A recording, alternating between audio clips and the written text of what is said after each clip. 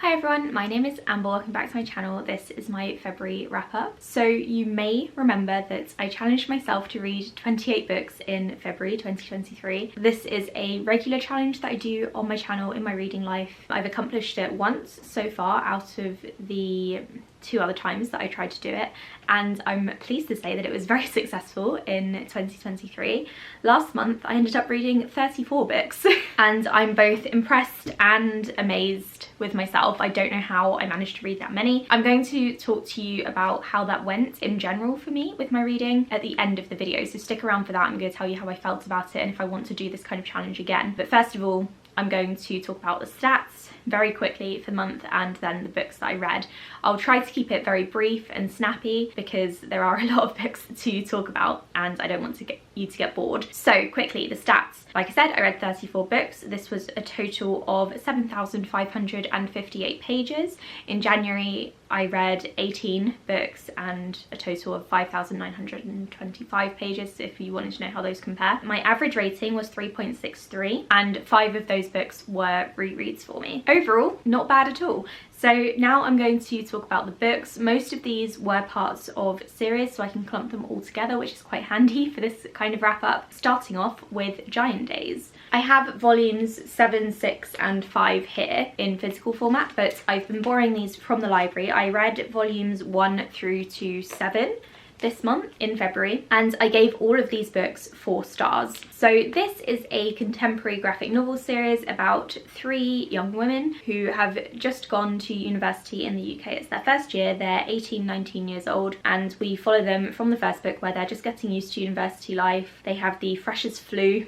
which always goes around, up to the point where I'm at. They're navigating relationships with their families, in their personal lives, with their boyfriends or girlfriends. Some of them are experimenting with their sexuality, discovering new things about themselves, and it's just a very enjoyable series. I am flying through these. I think there are 14 altogether, so I'm just about halfway through, and the rest of the books are at the library, so I will be borrowing them in the next couple of months, I think. I will probably slow down in my reading of these just because I don't want to keep driving to the library to pick them up. I am very much enjoying these. I think they're very good for both younger readers who haven't gone to university yet or who are still in school. I don't think you need to necessarily be interested in going to university to enjoy these books, and they're also good for older readers who like to look back on those days, remember them fondly, or perhaps people who didn't go to university like me who just find the drama amusing. So yeah, 4 stars to all of these. I'm really impressed by them. I wasn't expecting to love these this much, but they're very readable and I'm loving the humour in them as well. Another graphic novel series that I have been reading is Saga. So I started rereading these at the start of the year because I wanted to recap them for recaptains and then finally get to the 10th book. So in February I read volumes 6, 7, 8, 9 and 10. I finally got my hands on it. I don't actually know where number 10 is currently. My partner was reading it and now it seems to have vanished, so it's probably downstairs somewhere. All of them up to volume 10 were a reread and I very much enjoyed them. I felt the same way about them now as I did back then. Most of these got 3.5 or 4 stars. I'm just trying to see what the lowest rated one is on my list, and I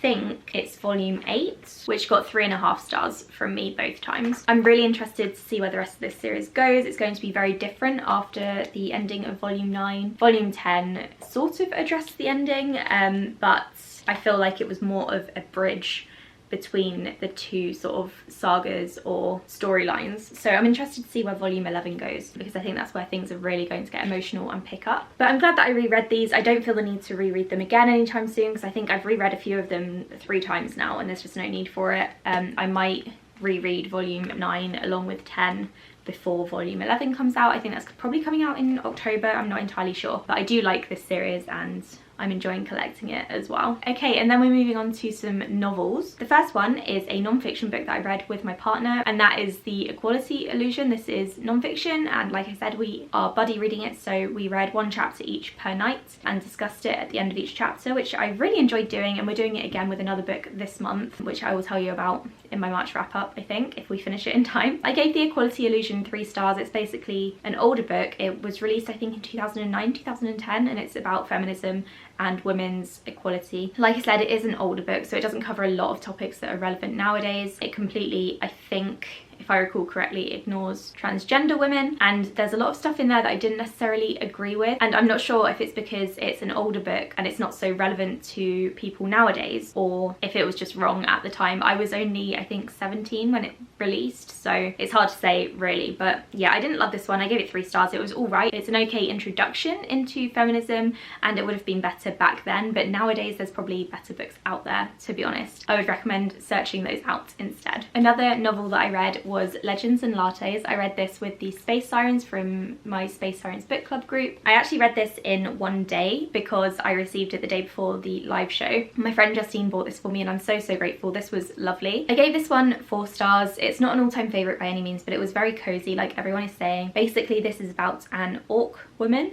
who no longer wants to go and pillage and fight people. She wants to open a coffee shop because she has recently discovered the love of coffee, and she goes to a large town where coffee is very much unknown, and she wants to introduce people to coffee and just create a really nice atmosphere in her own coffee shop cafe sort of thing. And it's basically about a bunch of people who are coming together to help her with the coffee shop in various ways. Some people start working there, others just help her build it, and it's honestly just lovely. There is some conflict in here that kept the book going. A lot of it was resolved very easily. There was nothing too intense, and it's a really good one to read on a cozy weekend. I think this was really good. I also read, and I'm counting, the short story at the back of the book, which I think is about 30 pages long. It's called Pages to Fill, and it's the prequel to this. I'm counting it as a short story, so it's included in my stats, and I gave that one 3 stars. It wasn't all that interesting, especially because I had just read Legends and Lattes, the actual novel. So I think if you're going to read Pages to Fill, I would leave a little bit of a gap between this and that. I was too involved in this, I think, and too into the characters in this to suddenly jump back to where they were before and not see any of the other characters, just some of them. If that makes any sense at all, I don't know if it did. So yeah, I gave this one 4 stars and the short story 3 stars. I then read Sheets and Delicates, which I thought I had here, but maybe I don't. These are both also graphic novel series. In the first one, the young girl called Marjorie is running her family's laundromat because her mother has died. And her dad is very depressed and is basically unable to cope, so Marjorie is left to sort of take care of the family, including her younger brother. Even though she's only 13, she absolutely shouldn't be having to do that, and she's struggling to keep things going. And there's this horrible guy in town who wants to take over the laundromat, or the building that it's in, and create and put his own business in there. So we're following her, Marjorie, as she's struggling, and then we also follow a ghost who comes over from the ghost realm into this one and meets Marjorie, or first of all he like haunts her, but not really. He haunts her in a nice way. He ends up in the laundromat and loves it because he's dressed as a sheet. That's how ghosts come across in this world. It's a really lovely story. It's obviously very sad. It tackles tough topics, I think, like death of a parent, suicide in the second book, mental health, depression. It is very upsetting at some points, but it's written in such a lovely way. I really enjoyed it. So I gave the first book 4 stars and the second book, Delicates, 3.5 stars. I didn't like the second book as much. There is a third book coming out, which I'm really looking forward to though. I then read Hidden Pictures, which was a novel, although it also had some drawings in it. This was basically about a woman who is an alcoholic. I will say that up front. She is about 18 months sober, I think, and her sponsor gets her a job with a family who have a toddler, or a child rather. She is going to be the nanny to this child, and the child has a best friend who is actually imaginary, may or may not exist, or just may be a ghost. Throughout you see these pictures that are drawn by the child, and they get creepier and creepier. The premise of this one is really good, but when you look more into it, it's actually quite transphobic and offensive. I'm only laughing because I don't know what the author was doing. I gave this one 2 stars. The extra star is literally just because the drawings were really good, but the more I think about it and analyse it, it's a bit of a weird book, and I'm not really sure what the author was trying to do with his message because I don't know anything about the author, and you're not meant to assume. But if I were to take a guess about the themes of this book, I would say that this is a story about a very conservative woman who goes to live with a liberal family who don't believe in spiritualism, the paranormal, or obviously God. I don't really want to go into loads of detail here because this isn't a review just for Hidden Pictures, and this video is already going on for long enough and I have so many books to talk about. And so I'm not sure the author was correct in writing what he did with all of these things coming together. Again, I don't want to spoil anything because I don't want to I don't want anyone to click off of this video, so it's really difficult for me to talk about the problems with this book without spoiling it. So please go and check out some spoilery reviews if you are interested. I highly recommend that, and I wouldn't necessarily recommend picking up this book. It was an interesting read just to sort of see what the author had written, if that makes sense. So I'm glad that I did pick it up because I was very curious when I first heard about these things. I wanted to know why this was transphobic. I agree with a lot of what people are saying about this book, so yeah, go and check out the reviews that are going to spoil this because that's not what I'm going to do here. I picked up Rat Queens, which is another graphic novel. This is only volume 1. I didn't carry on with this because it's all right. It's a fantasy series about a bunch of fantasy creatures that are fighting things and going into battle. I don't really know what the story is going to be, and the first one didn't really captivate me, so I'm kind of on the fence about continuing this with this graphic novel series. If you have read it, let me know in the comments below whether or not I should carry on with it, because I only gave this one 3 stars, so I'm not really sure whether it's something I want to invest my time in. Moving on very quickly, we have 2 more graphic novels, which are the Sad Ghost Club 1 and 2. This is basically a graphic novel series written or drawn in black and white, and it's all focused around mental health, and people who are struggling with mental health issues kind of come together to form the Sad Ghost Club. And it doesn't mean that they're necessarily depressed, some of them are, but others are dealing with like anxiety, grief, various different things, and they were really lovely seeing everyone come together and support each other. I gave the first book 4 stars and the second book 3 stars. I don't think the second book was as strong as the first, unfortunately, but I would continue with this series if there's a third one coming out, which I think there is. I then read Just the Nicest Couple, which is an adult thriller book, and I gave it 1 star. I can't remember why though, because it was terrible. Well, I can sort of remember why. I just can't really remember what the actual plot of this book is. So as far as I can remember, it follows some couples. One of the men dies, and it's apparent from the beginning that one of the women, the lead characters, killed him, potentially in self-defense, and it was just so boring. I just don't know what the author was doing publishing this book. It was dull, and I know that the author is a well-established one, so maybe that's how she got away with writing such a boring book with like 0 plot and 0 intrigue, but it really was not my cup of tea, so I gave it 1 star. I skimmed through it. It was really bad. I also read Fence Volume 1. This is about a guy who wants to be a really good fencer, and he goes to a private boarding school. In order to become one, he wants to practice, and I think they have like a really good fencing club there or something, and he also meets his arch nemesis, rival kind of guy, who is like the world's leading fencer, teenage fencer or something. I gave this one 3.5 stars. It was fun, and I will probably continue on with the series, but not anytime soon. I might do it next year when I do another 28 books in 28 days challenge. This was actually by the author of Captive Prince, which I refused to read because it sounds awful, so I wasn't really sure what to expect going into this one, but it was enjoyable, and so I would like to carry on with the series if it's good. If it's rubbish and doesn't get better, then let me know in the comments and I'll leave it here. I also reread A Psalm for the Wild Bill by Becky Chambers. I love this one. I gave it 4 stars again, just like the first time that I read it. This is the first book in the Monk and Robot duology. I still haven't read the second one, but I do want to really soon. This is basically about a person who is a tea monk, meaning they want to travel around the country, so to speak, the area, and they want to make people tea and listen to their problems. And one day they come across a robot, which they really shouldn't, because robots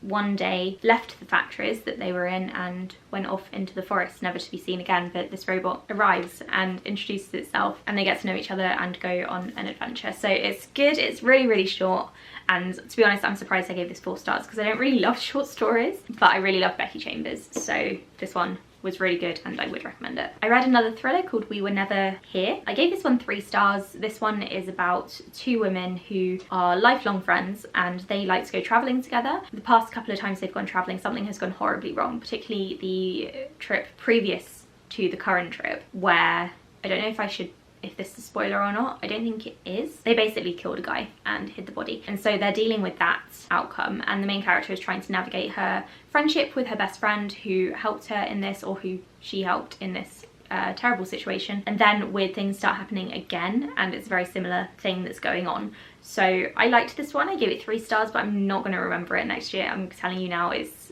one of those generic thrillers that is not going to stick with me. It didn't have amazing characters or anything, and in fact the characters were quite annoying. It was fine. And then I read The Adventures of Mina El Sarafi, and I gave this one 5 stars. I've done a whole review of this book on my channel if you want to go and check it out. Basically, this is Shannon Chakraborty's newest adult book. It's the first in a new series by her. It's a fantasy series set in the Middle East in the 1100s, and it follows a retired pirate captain called Mina who is forced out of retirement to do another job, and she has to go around and gather up her crew and go and find this missing girl. Of course there is magic, it's a fantasy series, but I'm not going to tell you how it's all involved. There is a connection to the City of Brass David Bad series. There's one big Easter egg in the first chapter which I shrieked at, it was amazing, and then the mythology and magical system is also connected.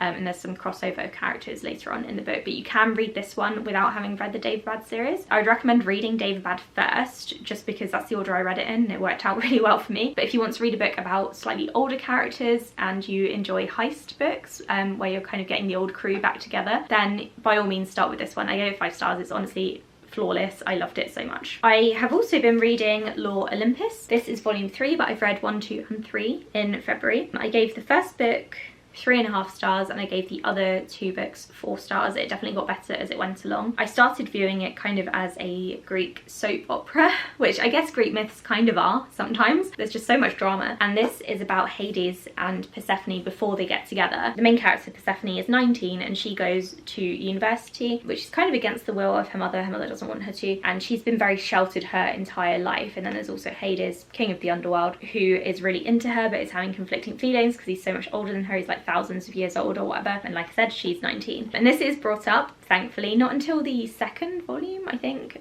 properly, when it's addressed like at length, but I think it's handled okay. We'll see how it goes in the next 2 volumes, I suppose, before I decide if I feel really iffy about it. But I really like the art style of this one. It's just really whimsical and pink and blue. That just sounds so weird, but I really do like the art style, even though Persephone is drawn, all the women actually are drawn very goddess-like, and I suppose that's intentional because they're Greek goddesses. I have several favourite characters, but I'm not going to say who they are because I will probably pronounce their names wrong. Artemis is obviously one of them, and I think that's probably all I have to say about this. The first volume wasn't as strong as the others. The artwork as well was very, very dark and didn't work very well in print, but afterwards it does get much better. So if you didn't love the first one, I would recommend reading volume 2 just in case you struggled with the art style and the author kind of finding her feet. But the other 2 volumes were very, very good, and I can't wait for the next 2 to come out later this year. I also read The Handmaid's Tale as a graphic novel. I read the actual book when I was in school, like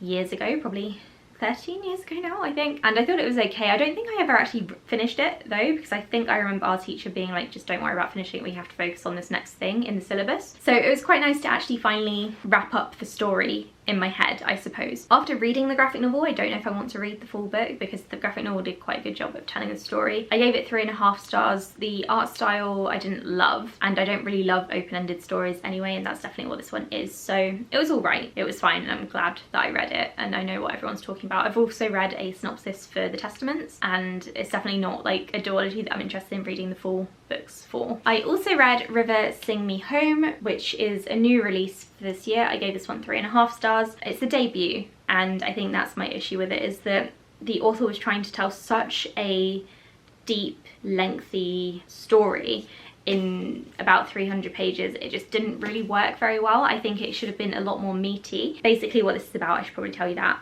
is a woman called Rachel was enslaved in Barbados, and then right at the start of the book, on the first couple of pages, Britain, which at the time ruled Barbados, introduced the Emancipation Act, I think it was called. Everyone who was enslaved should have been made free. However, the slave owners on the Caribbean islands found a way around that, and they employed the people that they previously had enslaved as apprentices. They didn't have to pay them, they just kept them on their plantations. So Rachel actually gave birth to quite a few children during her time on the plantation, and they had all been taken from her in one way or another. As soon as she hears this news, she takes that as an opportunity to leave the plantation and go and find her children who are missing. So we're kind of just following Rachel as she goes from island to island, meets some people along the way, and goes to find her children. I love the concept of this, but I really think it could have been bulkier. I think this should could have been like 600 pages. The author was trying to tell a story that was so epic in scope, and I don't think that she had the writing capability just yet, which is such a shame. Everything just felt very surface level. I never really got a feel for, one, the setting. That was never described. Rachel could have been literally anywhere. She could have just been staying in the same place. And then there was also Rachel's feelings throughout this whole thing. We never really got inside Rachel's head.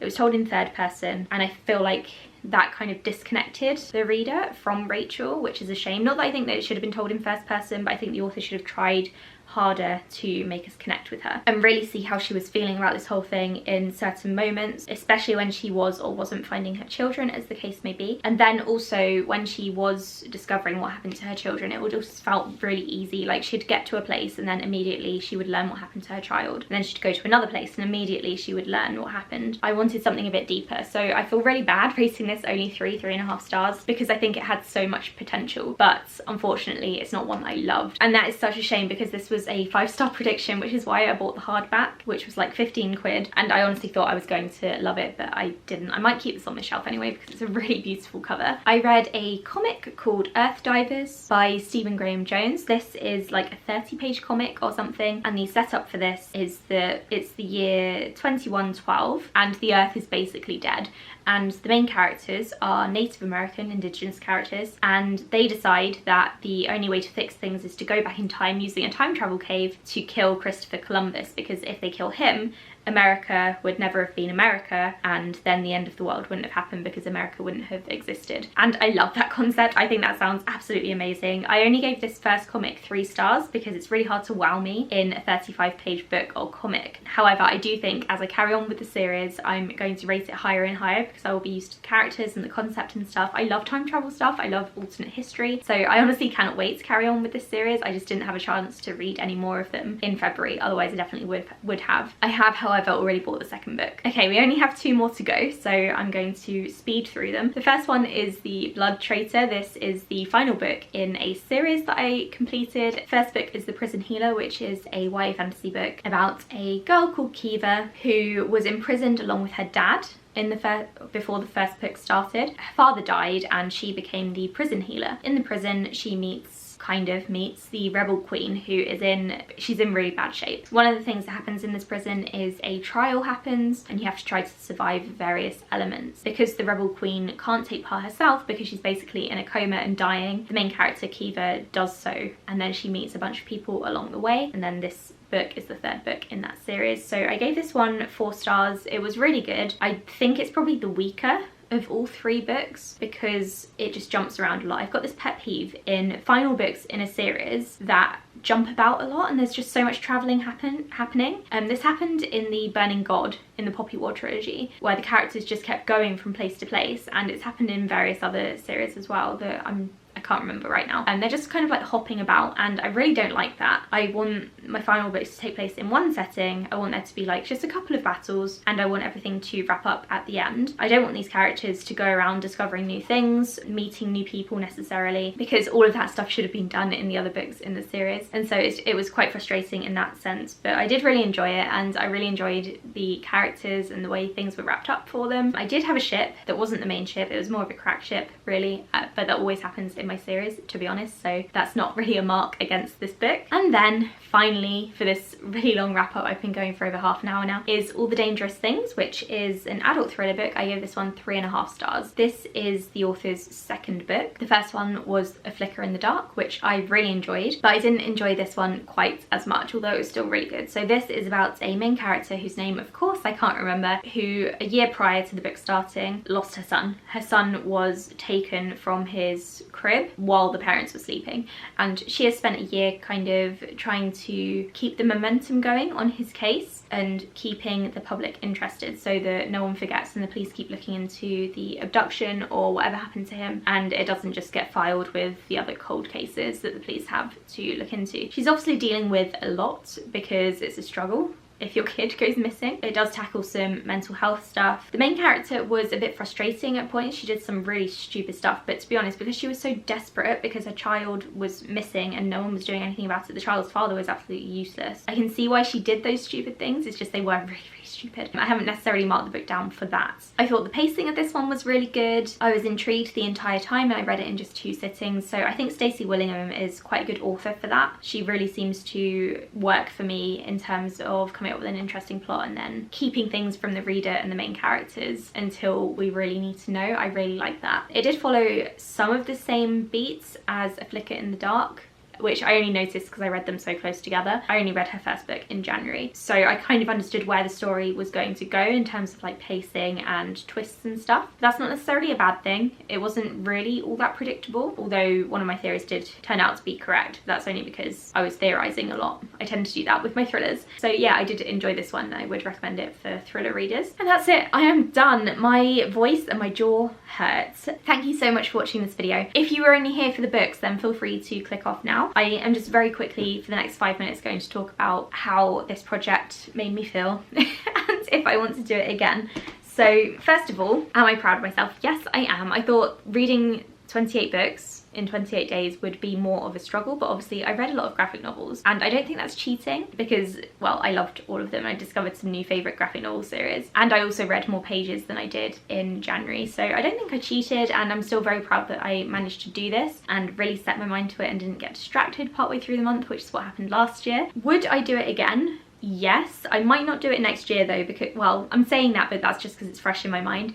I don't think I'm ready to try to embark on this challenge again anytime soon, but by the time next February comes around, it's going to have been a year, so maybe I will do it again. I'm just not feeling super up for it right now immediately. It did take a lot of energy, and it did mean that my partner and I didn't really do anything in the evenings. I was just kind of reading, and he was doing a lot of reading as well to kind of like support me, I suppose. So it was very good for his reading. He's read a lot more than he ever has before, I think. So that was good. That was very positive. But I would like to kind of get some more balance in my life now, I think, so we can go to the cinema again and watch some films and TV shows that I've just been abandoning. I don't really watch much TV or films anyway, and that's how I managed to read quite a lot in a normal month. But this month I couldn't really watch anything at all. I maybe watched like 2 films and probably a couple of episodes of a TV show, whereas normally it's a lot more balanced than that. I'm much better at balancing my time. I also haven't done any gaming really at all this month. I played a little bit of The Sims, but I couldn't really get into it because I was just constantly thinking about what I was going to read. However, at the same time, I don't actually feel exhausted. I thought I would. I thought I would be very tired after all of this and not want to read anything, but I'm actually feeling very motivated. And I joked with my partner and said that I might try to read 31 books in 31 days in March, but I'm not going to do that. That's ridiculous. But I do have a bunch of books that I am definitely interested in reading, and I really want to read all of them in March, and I'm really excited for them. So this challenge hasn't like ruined my love of reading. I think a big part of it was reading so many graphic novels, like I said, and also getting loads of books from the library so that I could just easily DNF it if I wanted to. Speaking of the library, I drove over there a lot in February and I need to calm down. I don't want to go over there quite as much in March.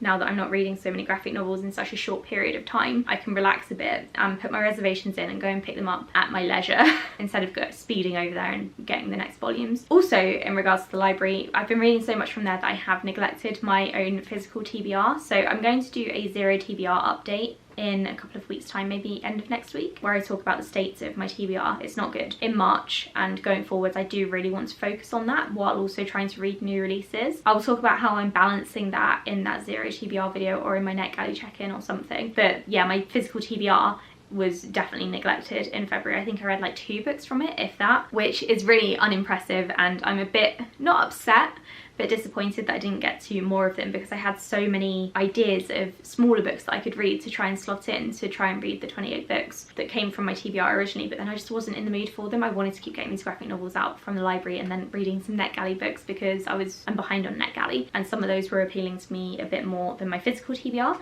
But March, I'm resetting. You may have seen my March TBR already, which went up a couple of days ago, but I'm hoping to tackle at least 5 to 10 books from my physical TBR in March alone, and then hopefully get back on track and start whittling it down because I'm running out of space in this room and I really need to get my TBR down for when I build some lovely bookshelves on this wall. I'll tell you more about that at some other point. So overall, I thought it was an absolutely fantastic month for reading. I feel energized, I don't feel knackered, I feel really excited for reading still, so it was really, really good, and it helped that I had a high average rating as well, and I read some of my favourite books of the year already. But that said, I don't want to do this challenge again anytime soon. Thank you so much for watching this wrap up if you've made it this far. I really appreciate you, and thank you for supporting me on this weird journey that I put myself on. I don't know why I did it, but I did. Please like and subscribe if you enjoyed this video. Leave a comment if you would like to, and I'll speak to you all in the next video. Bye!